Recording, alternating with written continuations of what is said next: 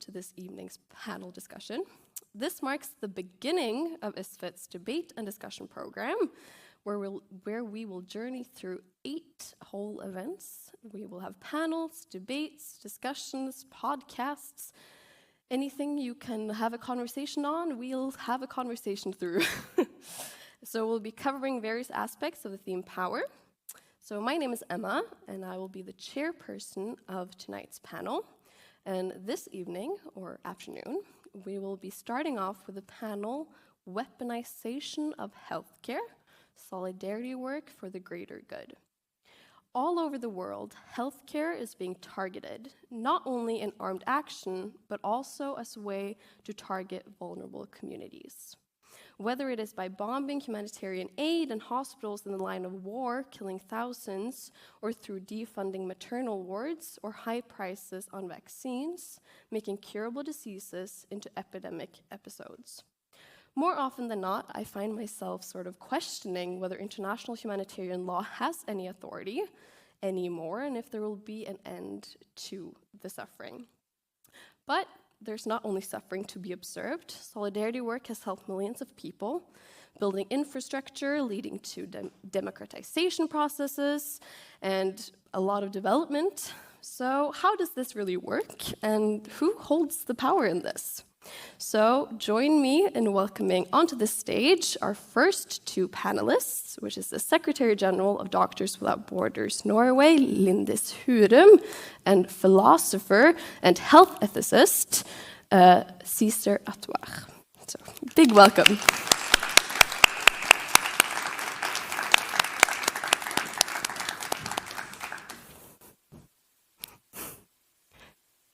Okay.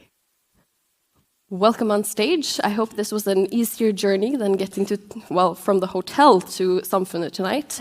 It's some weather, one can say. I was glad I had a long coat.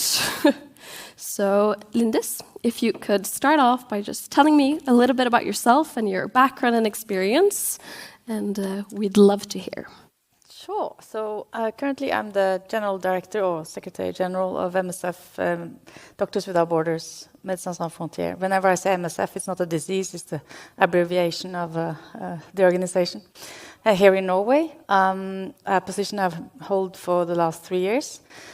Before that, I spent 15 years working in our projects for Doctors Without Borders in more or less 25 different assignments. Being part of our emergency unit as an emergency coordinator. Before that, again, I did something completely different. I normally say I'm the proof anyone can work for MSF because I used to be a TV producer and I used to produce Who Wants to Be a Millionaire. So I am not a medical. Turned out that being a TV producer was also a good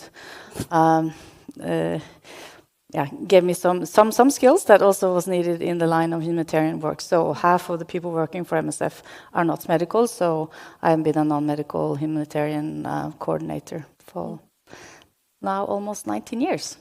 Yeah. Thank you.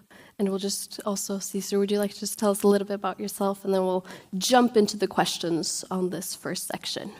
Well, great, and thanks for inviting me here. My name is Cæsar Atuire. From the name, you can tell that I'm from Ghana originally. I trained as a philosopher.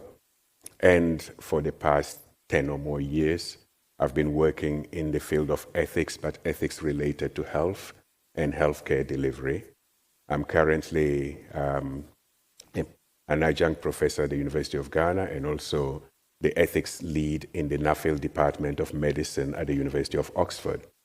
And one of the projects that I'm working on, and I think that is perhaps why I'm here, is because I'm leading a team of researchers across different continents on the global south to try to understand what solidarity actually means and how people practice it, and how this can be brought into the area of health and healthcare.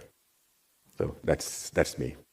Very interesting, and I feel very fortunate to have a panel who can tell me all these things, and I hope everyone in the audience also feels fortunate about this panel that can tell them all these things. So let's jump into our first section, which is sort of on what solidarity work really is and what is healthcare and humanitarian aid, because we kind of have a lot of questions and we talk a lot about it and we read all these news headlines, but we don't necessarily have this concept of what it really means. So I'd like to ask you, Caesar, and that is, what is solidarity, and does it differ from humanitarian aid in any way, and does it extend beyond hospitals and sort of medical institutions? So yes, I mean, our work on solidarity has been trying to explore what are sometimes called epistemologies of the South. Mm-hmm. You know, if you look at many people across the world, especially people who live under severely marginalized conditions, they practice forms of solidarity, helping themselves, coming together to try to create resilient communities. So there is a deeper understanding of solidarity, which we call deep solidarity, which is grounded on the fact that we are so intertwined in our needs and in the way we live that ensuring that we are all able to thrive becomes the ethical obligation, which means that solidarity in that case is at the root of the ethical. Now, when we move away from the epistemologies of the southern part of the world, and we look at how solidarity is often employed in the global health space, we are faced with a bit of a dichotomy whereby major currents of Western thinking, which are based on the social contract, start with the individual. And therefore, when you start with the individual, engaging with society in solidarity becomes what we call supererogation, voluntary, let's put it that way. And therefore, solidarity is a thing that good people do. But there is a type of responsive solidarity that we usually bring in when there are crises. But when the crisis is over, we all return to our individualism. But that doesn't work. So, now, what is the difference between humanitarianism? Humanitarianism, if we take it seriously, is a form of solidarity.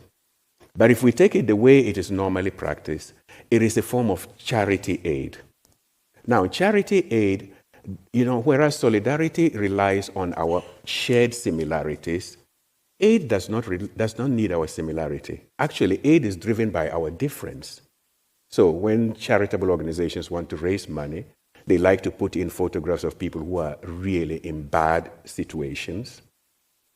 And the fact that they are so different to us is what moves us.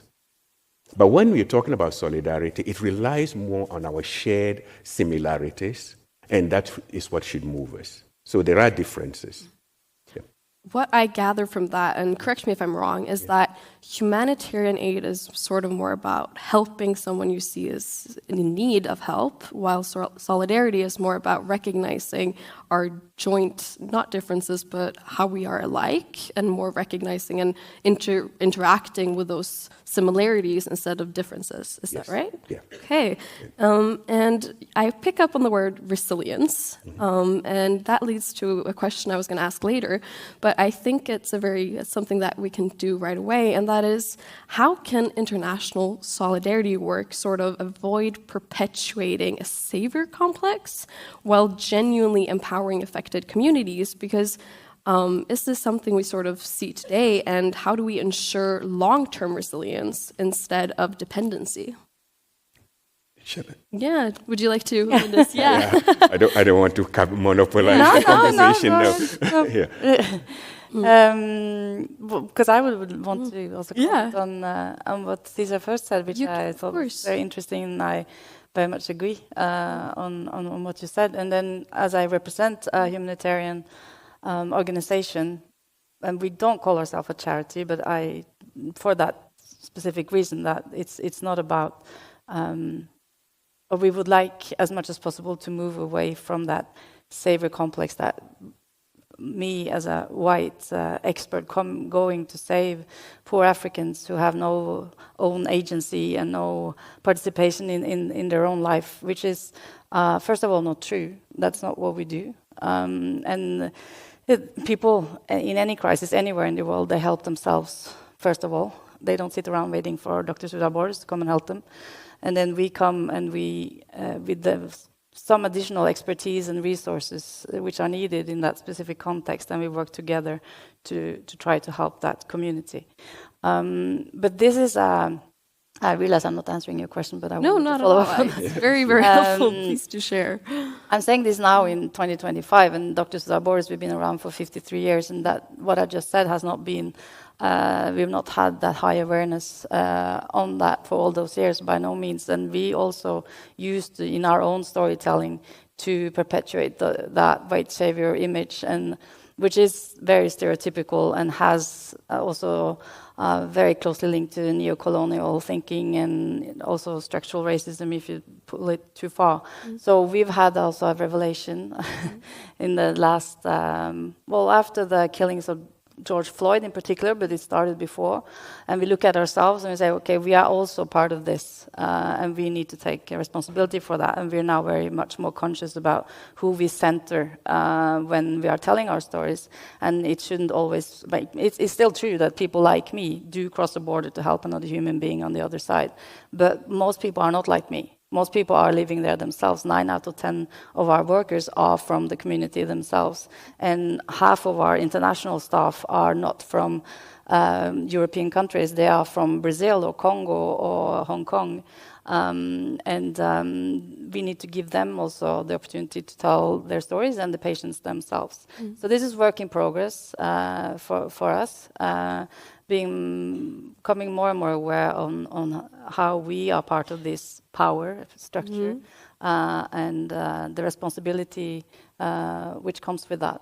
But as we're a medical humanitarian organization, we base ourselves also on medical ethics, and also try to as much as possible. And we're very deeply rooted. I can't say, of course, MSF, we're 75,000 human beings working in that organization. So, of course, everything that happens in the world also happens in MSF. So I'm not saying I speak on behalf of everyone, but I do speak on behalf of what is our general message, as I now hold this position. I do now. And that is that all human beings are equal, and that we believe simply that when you're sick, you have the right to see a doctor, regardless of who you are, where you are, the color of your skin, and so on. So for me, it's very solidarity work, but it can very easily not become if we're not aware of it. Yeah. It looks like you had something to say, Cesar.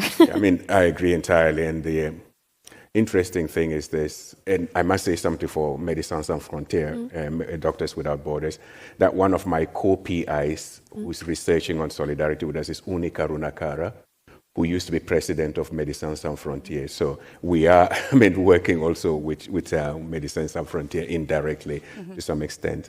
But yes, it is true that even the humanitarian sector is growing in understanding more what international solidarity means, and moving away from what I would call colonial hangovers, which is simply at the root of tropical medicine and then international health, which is the idea that you go there and save some people who are dying.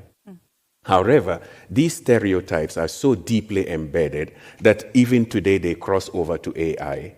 So one of our researchers at Oxford, Arseni, did some work, and we even did a kind of exhibition, you might even want it here one day, of asking AI tools, a doctor curing sick children, and ask the AI to generate. And of course, the children were black and the doctor was white. That's what the AI generates. And when you push the AI to the point of saying, black doctor curing poor white kids, a gazelle comes up as the doctor, right? And you get, so this is just to show you how embedded these prejudices and stereotypes are, and we need to move beyond that, because at the end of the day, we are not we're not in a situation whereby there is a group of people who have all the knowledge, who have all the power, and then they go around saving other people. What we need to do is to begin to introduce concepts like epistemic humility. And that is, you don't know everything, and you can learn from places that... Do I have a minute to give an example? Go ahead. Okay. I find this super interesting Right. because So I had this conversation with colleagues in Italy, because you remember Italy was one of the first countries that was hardest hit COVID-19. in Europe. And I was asking them, so, ladies and gentlemen, when was the last time you as a country had to deal with a nationwide disease outbreak? They said, well, the Spanish flu. How long ago was that? About a century. So can I conclude that you guys are all theorists? You don't know how to handle nationwide disease outbreaks. Has it crossed your mind to reach out to Guinea, to Sierra Leone, to Liberia, countries that have dealt with nationwide disease outbreaks, and ask for expertise? No. Why? Because knowledge doesn't come from West Africa. So we need to get beyond these type of stereotypes. And epistemic humility is that which puts you in a position to say that you can't learn from everybody because you don't know everything. And these are the things that we need to start introducing into our way of thinking. But I don't want to keep going on this. No, it's very, very interesting, and I would like to give the word if you'd like it, or we can. No, I just thought it was a perfect example. I've worked in the Ebola epidemic in Liberia and Guinea back then, and for sure they have things to teach us based on that experience. Yeah, and we've sort of touched upon it, but I'd like to sort of get into the concrete details. And I mean, if we were able to solve this on stage today, that would be fantastic. I doubt that would be the outcome, but it would be interesting to sort of, how do we ensure, or how do we work with this resilience dependency concept to avoid that foreign medical interventions, that we ensure that foreign medical interventions sort of respect local knowledge and practices, rather than imposing these sort of Western-centric solutions that we've sort of touched upon earlier? How do we work with the local practice, and how do we ensure that we're building that resilience instead of, when we remove the aid, we cause dependency? So as a we mostly interact when the crisis in a rather large humanitarian crisis, or in countries where the healthcare system is not resilient in itself, because due to various factors. Resilience is not really the word that MSF uses the most. Maybe and we can be criticized for that. We can discuss that, but it's more about actually people needing medical help and clean water and vaccines, rather with an urgency. And for some reason, the local health capacity is not able to absorb all the health needs of that population. And also then the health authorities ask us to come and support them. We try to work together with them, and then we employ a lot of also local healthcare workers. So in the case of us, we're not really working that much of preparedness, resilience, and all of the other nice words. But having said that, sometimes we do stay for a very, very long time, years, decades, even in the same context, in various shapes and forms. And then there are, we do capacity building, but also the other way around, obviously, like you say, like the people know best themselves.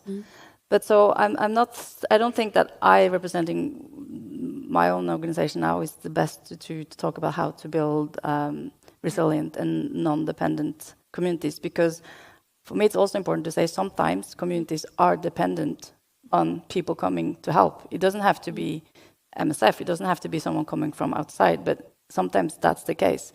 I worked several times places where if we don't bring in doctors, and they don't have to be from Norway, they can be from Congo or Malawi or Brazil, but there are no doctors, literally. So then you can say that that community should be as resilient and help themselves, and they know best, but actually there is no medical capacity. And I've experienced that myself several times. And then that community, of course, is welcoming us to do that. But what we then need to do is to ask the community, what are your needs? How can we help you? How can you help us help you. And that we can sometimes really forget because it's urgent and we think we know best and blah, blah, blah. And I did the same epidemic in another country, and not taking the time to actually involve the community and the patients themselves. To have a patient-centered and community-based approach is definitely something that MSF should be better at. Yeah, I mean, what you just said is what we sort of theorize when we talk about the principle of subsidiarity within the health and healthcare spaces, which simply says that the larger organizations or the stronger organizations need, rather than, take over, but to work with what already exists to empower them to be able to do what they're doing. And so when an organization moves into a space, the first thing is to ensure that your activity is supporting what already exists to make it grow and to empower it. But that approach is not often taken by many organizations because sometimes there is a tension between justice and efficiency. Because the principle of subsidiarity is the principle of justice, respect for people. But sometimes, because of emergency and efficiency, we override that, right? So in overriding that, then you generate a cycle of continuous dependence because the local organizations never become robust enough. That is one thing. So talking about practical things to do. The other thing that, since I work in the university environment, is to stop telling the story of failure. If you look at any global health books, or even thesis, and by the way, anybody who wants to do a dissertation with me, if you try bringing in the narrative of failure, you will fail. I'll fail you because you're bringing a narrative of failure. The first thing you start reading, MSc, master's thesis, doctoral thesis, or weak healthcare systems, low-income countries have, they're so weak. We don't stop to ask what their strengths are. We haven't even done enough research into the strengths that places where we call weak and low resource settings have.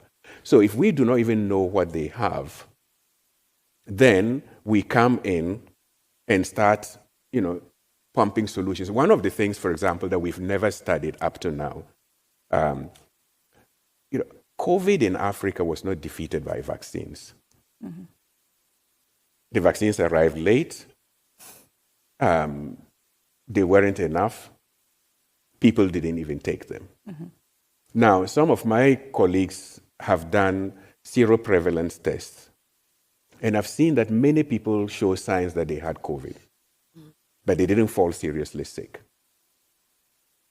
Somehow, these people must have some form of strength. Why didn't we start by working with those strengths?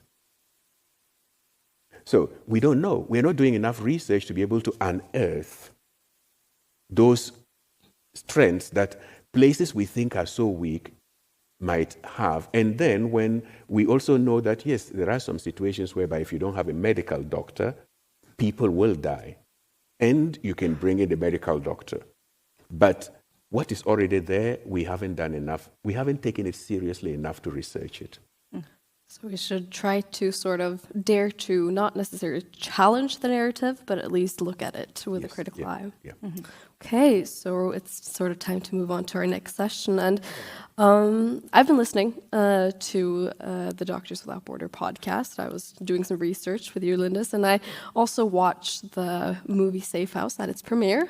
And it led me to a debate article published in December 2024 titled "Our Colleagues Are Being Killed at Work," written by the Secretary General of the Norwegian Red Cross, the leader of the Norwegian Nurses Organization, and the leader of the Medical Association, alongside you, Lindis. And in the article, it was stated that 281 humanitarian healthcare workers had been killed in 2024 at the time the article was published, which was in December, with Gaza being the deadliest location, with 178 killed.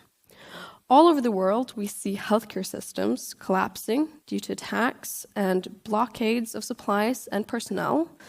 And in Gaza, more than half of all hospitals are out of service, and the rest are only partially operational. In Sudan, up to 80% of healthcare facilities in war zones have been completely or partially shut down. In 2024, the Geneva Convention turned 75 years old, and the Geneva Convention is a set of international treaties that establish humanitarian rules for the treatment of civilians, prisoners of war, and wounded soldiers during armed conflicts. But these figures sort of lead us to ask a central question, and it is a natural transition into our next segment of this panel, which is on what is international humanitarian law and what can be regarded as an ethical practice in regards to this. So please join me in welcoming an additional panelist onto the stage, which is Tobias Köhler, who is a special advisor on international humanitarian law in the Unit for International Law and Protection in the Norwegian Red Cross. So a round of applause.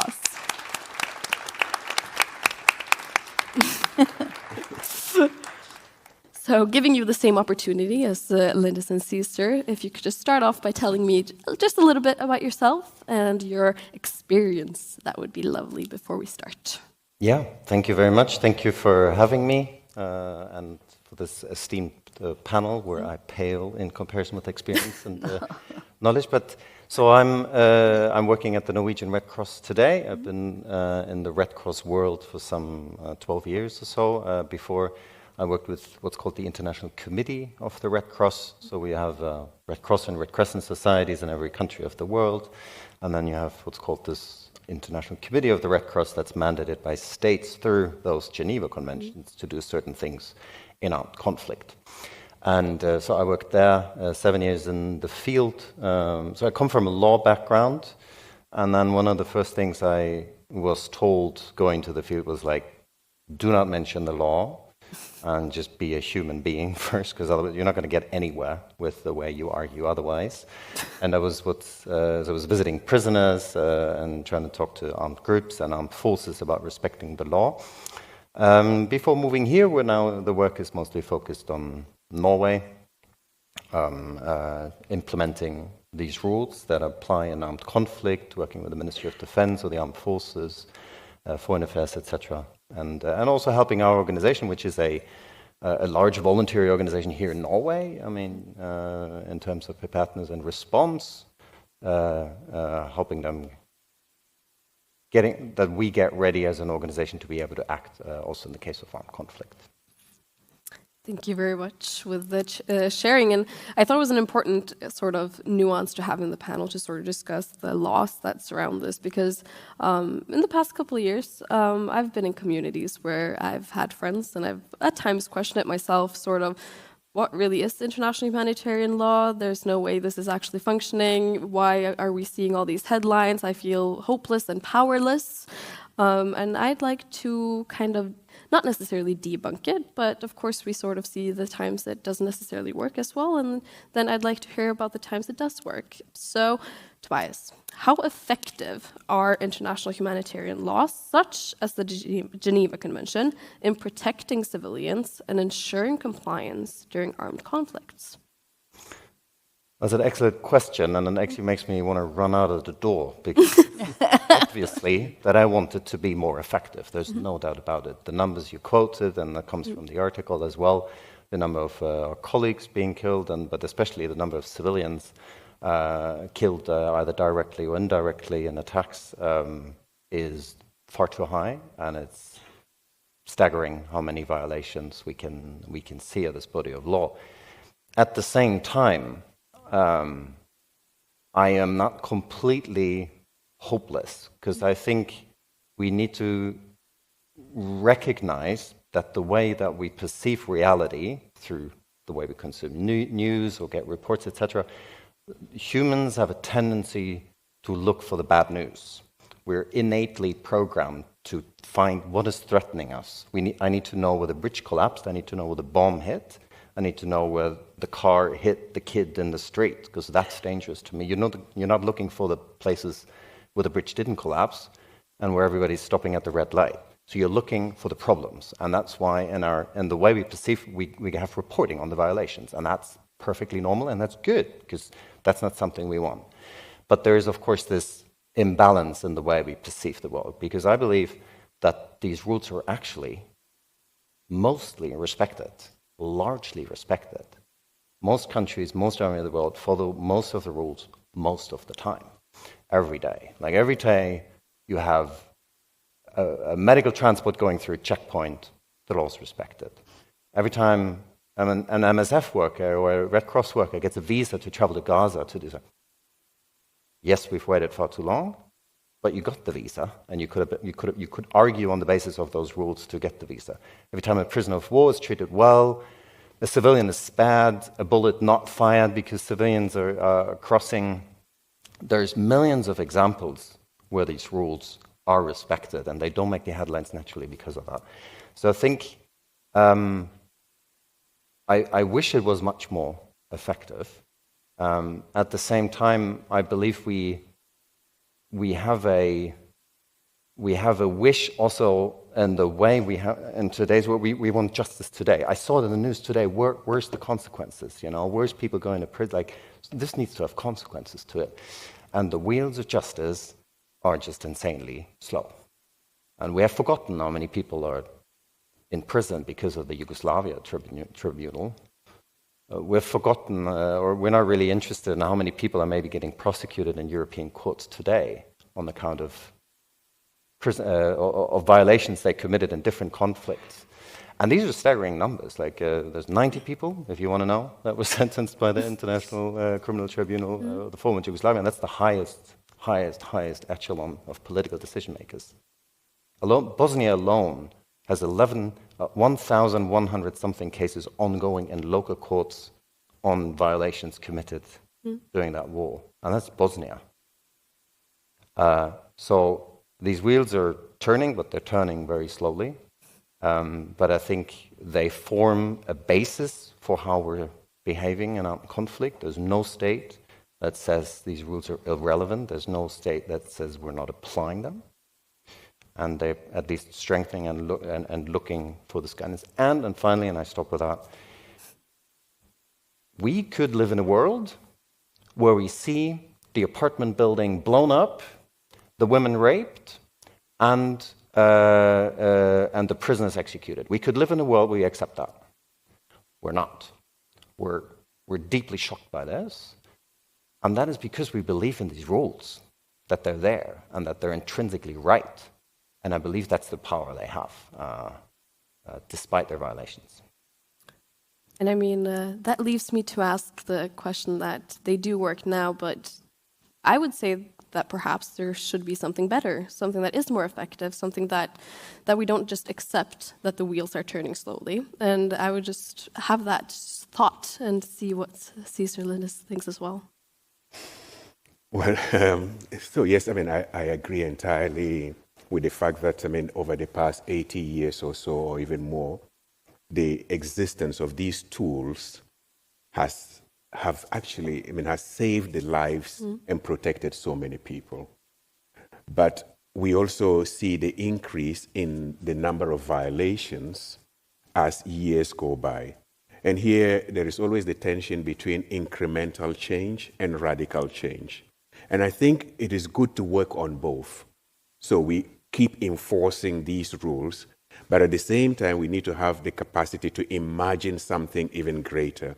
And this is where, especially in a meeting like this, where we're talking about young people who still have 50, 60 years in front of them, I think 50, 60 years on these same rules is going to be difficult. You people need to start imagining a new types of rules that will be more binding. Now, the rules we're using are based on, the typical, so use ad bellum, when is it just to be able to start a war? Use in bello, what is justified or what is allowable in a state of war. But we need even now in our era to start thinking about the use post bellum. Like who repairs the damage after it's been done? And then the current rules, the conventions we have, are based on, state-to-state wars. But today, a lot of the conflicts we have around the world are asymmetric battles, whereby you have groups that are fighting a state, but those groups are not even recognized by the international law because some of them are outlawed. And therefore, how do we engage with those groups with the same law? I mean, if you've told a group that you are outlawed and then you want them to obey your laws, there is something that is not quite in place. So these frameworks are a bit more problematic, and we need to find ways to engage with these frameworks. And I mean, I've had some consultations with MSF on ethics about, a group is outlawed, but the group is at war. And technically, you're not supposed to dialogue with them. But if you need to help people, you need to dialogue with them. We need to get into this type of conversation to be able to build a better frameworks for the future, and to realize that, yes, today there is a tension. I mean, we've seen important countries withdrawing from international collaborations.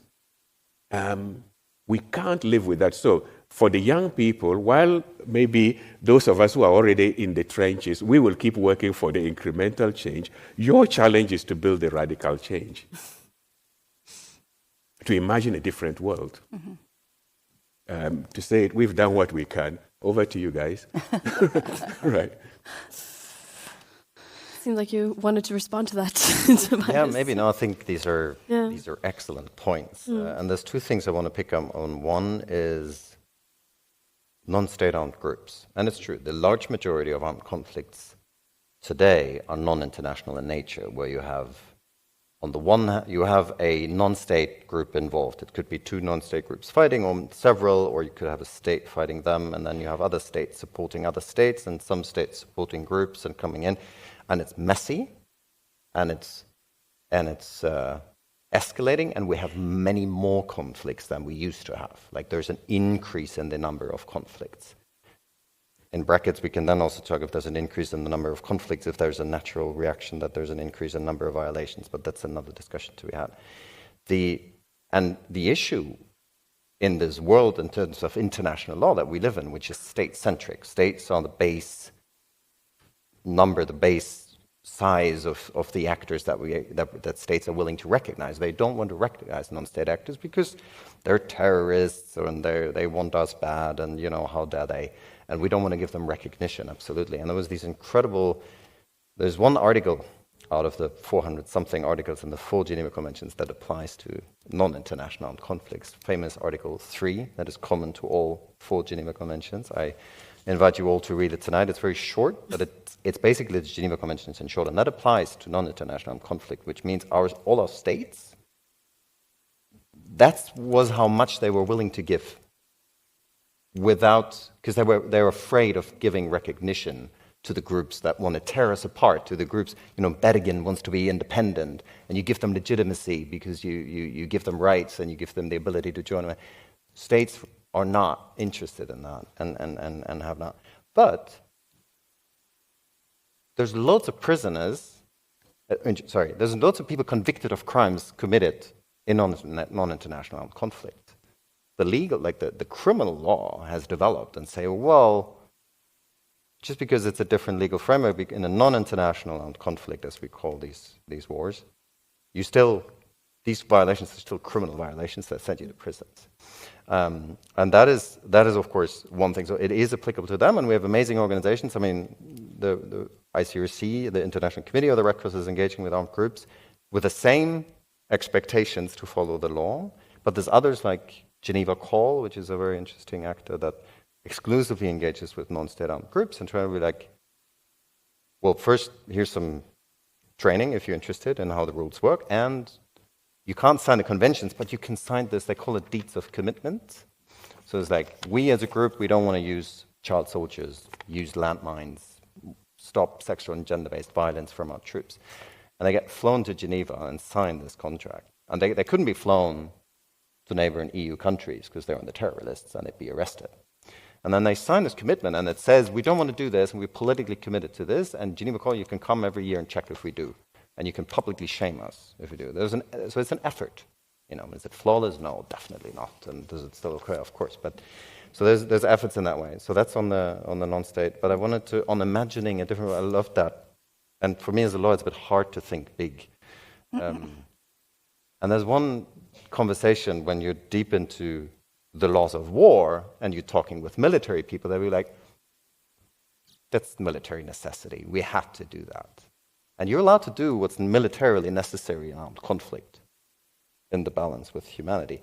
But basically this principle of states say military necessity, it becomes something overriding, especially in the rules for targeting. You say like, oh, we can accept that civilians die if it was militarily necessary that we destroy the object where they were close by. That's how the law was created by all our states. But there's little debate and there's little thinking around saying, well, it's like a vortex. It's like if I try to discuss, but you violated this and you shouldn't have, that was too many civilians that it was militarily necessary, and the conversation stops. Because it was militarily necessary. It's like a black box that military is. And it's militarily necessary, shut up, you have no idea, you tree hugger.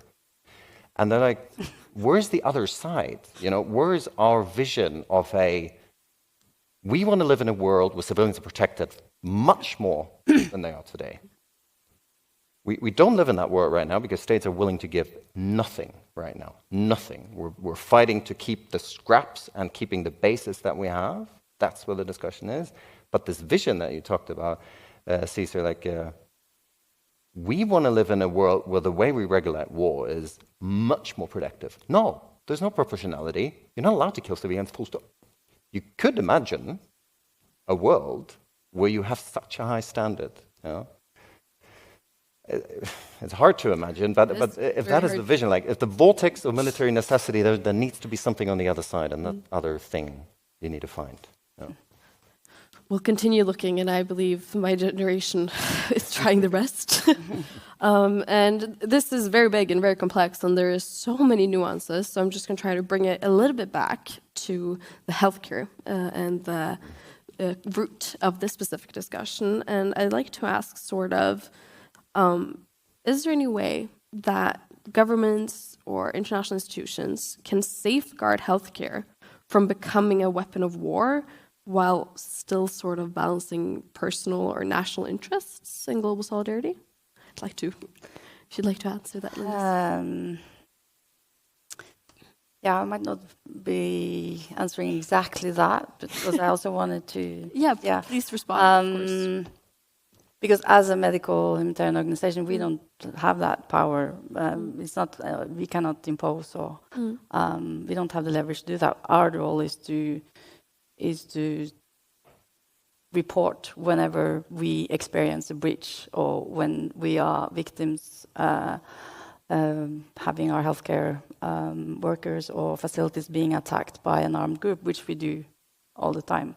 And then it's up to politicians and world leaders to make sure that they are held accountable, which brings me to the comment I wanted to make to Tobias, and he will not be surprised what I'm going to say. I'm not so... The glass is half full. It's good to look at all the times the IHL or Geneva Convention is respected. However, today, I think that's not what we should do. I think we should look at and be very vocal about all the times it is not respected. Because when the house is on fire, it doesn't matter that the curtains looks good or that it's not yet the fire in the second floor. And I think that's where we're at. Of course, there are more breaches because there are more wars, but the people who are, or the governments, the armies who are deliberately, in my view, not respecting what used to be something that we, in general, agreed upon. It has never fully been respected in any war, for sure.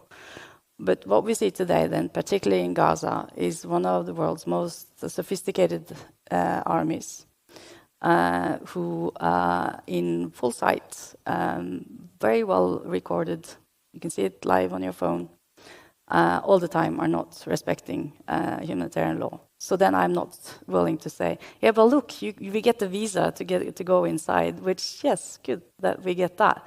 But that's all we get. We don't get anything else. And then they are doing that, being supported by some of the world's most powerful nations, like the US and like Germany, like the UK. So it's the opposite. They're not held accountable. And then there's a double standard, because then we do sanction and hold accountable, for instance, Russia, as we should, for their very blunt breach of international humanitarian law and any other law I can think about. And this sets a very dangerous precedent, because why should the M23 in Eastern Congo then now respect any medical facility when they have their political and military goal in what they're doing, and they don't? We are attacked in Goma or in Sudan or in anywhere else, and this should really upset all of us, because if war and conflict come to this city, it will not be more safe in St. Olav's hospital than anywhere else, maybe, because why should there be?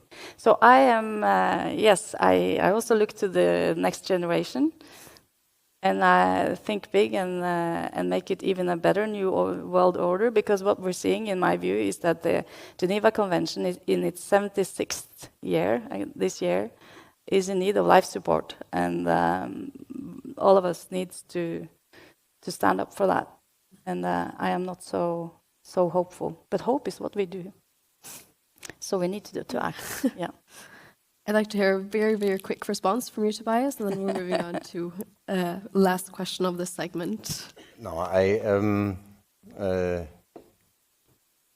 it's hard to disagree what Lindis is bringing forward. The violations are so crass, and it's, you know, it's easy then to sort of lose the hope. It's just what I'm worried about is one is a self-fulfilling prophecy of saying, see, the rules are not respected, thus we don't have to respect them, thus the next conflict, like it goes downward.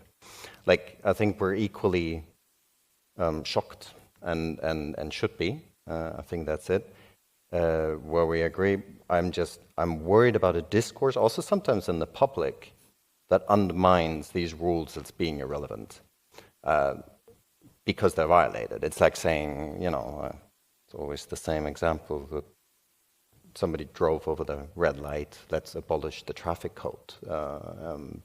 That nobody would suggest that, you know. We should be fiercely advocating as much as we can in our different mandates and the different manners of doing it, that these rules are upheld, but we should rally under them. It's what we have, and we could lose it. Okay. I keep on feeling sort of I want to know, but what do we do then? What do we do? What can we do? And I don't know, perhaps it's my young nature and I need to face the world a little bit, but I want to know, what can we do? What do we do then? Well, in the first place, I mean, I'll tell many young people to stop being keyboard tigers. It's not just about tweeting and, I mean, at the end of the day, states, and especially where there is a parvence of democracy, the rulers are vulnerable to the people. And in most cases, especially in countries like Norway, I think of the United States, I think of, I mean, why is it that a vocal group that is often numerically a minority, but well organized, that is advocating for like even racist policies, closed doors policies, discrimination policies, why do they have such a loud voice when the majority of the good people are sleeping? If we want to live in a good world, in a world that we think would be open to people, then we really need to commit to it and go out there and do something for it. However, most democratic societies tend to lose the power and begin to have governments that do not really represent the total feeling of the people, because, you know, one of the challenges that because we become spectators rather than protagonists. So spectators who comment on what is going on in our countries and in our societies. But what is required is active protagonism. And I think, to really wear that shirt of citizenship, where you have it, because believe me, there are people in many countries in the world who can't even wear that shirt, and because their rights are being denied. And if you live in a society where you have that agency, use it, and you can make a change. And that is where, solidarity comes in again, because collective solidarity, even within communities and within countries, has been known to change regimes. I grew up a young person in the 80s, 90s. We had stood up in solidarity against apartheid. In the end, apartheid fell. So, people do have a voice and we can make a change. But when we, like Lindis was saying, we see abuses of, human rights, the basic human rights in Gaza, in Khartoum. And yes, we need to petition our governments. We need to petition them seriously to say, what are you doing about this? And that is where we can bring about change.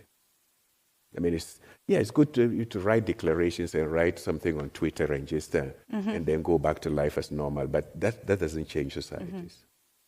Okay. I get that people can feel both this topic and hopeless and feel that doesn't matter what I do.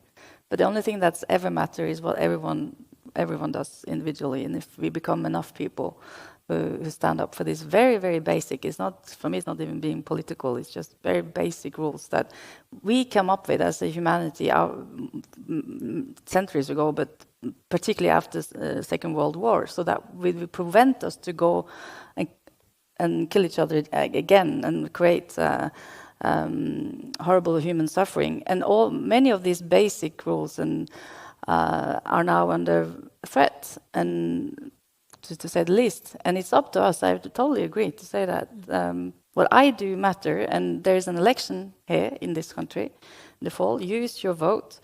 Make the election not to be only about how much you pay for electricity, but ask each politician, regardless of which political party they represent, what do you think we should do in this world, particularly right now? Because we've never seen this in our lifetime. It's important to, and don't feel hopeless. Get angry. I say that a lot. I get angry on the state of the world. Not that I want to go out and fight people, but there's much more agency and energy in being angry. And then hope is not like a pink fluffy thing for me. Hope has like dirt on its knees, and it's what we do.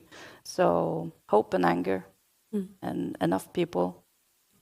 It will take time, but I also believe in a better new world order at some point. I'll give you 20 seconds twice, and then we're going to have to wrap it up and go into a break. We're living right now, I think my generation, we blew it. I'm from Germany originally. We're now, and you're living and growing up in a society that's going to be heavily militarized. Look at our budgets growing. Look at the size of the big economies, and if they're going to use 2 to 3% of the GDP on weapons, God help us.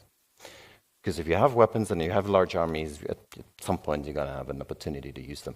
That's where we're going. That was the opposite of what it was when I grew up. And that is something and people can come around and throw realpolitik at you, and the reality of being able to cover your country and make sure you still have a democracy the way you want to live it. That's fair. But also fight for that vision that it is also very much something else out there and not just this budget on military spending. I think that's a good note to end on, that we do have voice and we challenge the power. We're going to have a 10-minute break now, so I'm just going to have a good round of applause for the panel, and then we'll return at 6:12.